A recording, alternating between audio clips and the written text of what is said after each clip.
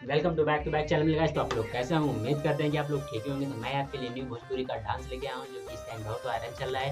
अगर हमारे चैनल पर नए हैं तो हमारे चैनल को सब्सक्राइब जरूर कीजिए, बेल आइकन जरूर दबाएं ताकि हर एक वीडियो सबसे पहले आपके नोटिफिकेशन पहुंचे।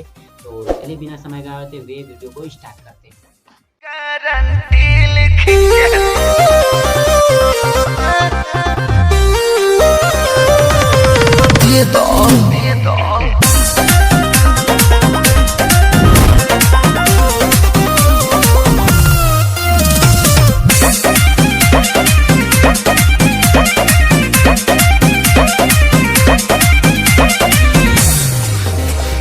भले शादी के लिए टच नहीं करे दे, मिली ना जवाब तबले देह नहीं धरे दे। राजा हो ए राजा हो ए, भले शादी के लिए टच नहीं करे दे, मिली ना जवाब तबले देह नहीं धरे दे। कितना दिन ले चलइबो इमरजेंसी लिख के दा, कमर डैमेज नहीं कर भाई गारंटी लिख के दा, कमर डैमेज नहीं कर भाई गारंटी लिख के दा।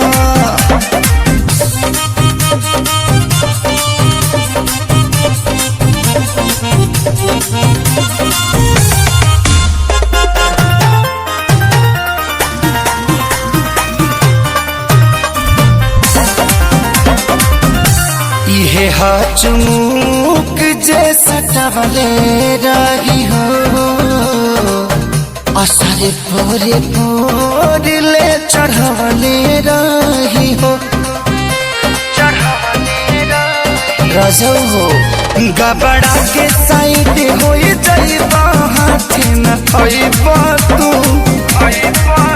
आई सिस्टम में कवनो खराबी त हमके सटइबा तू। कितना ड्यूटी कितना बाया परसेंट लिख के दा,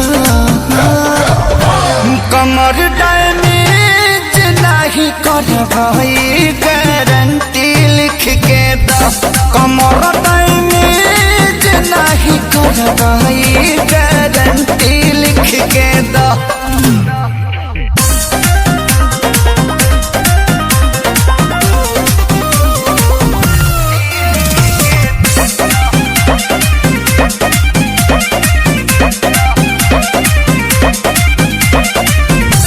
कुंदन खेसारी जैसा चेतना रही, सुबह थी जवानी आके खेत न रही। बाद में का कटबो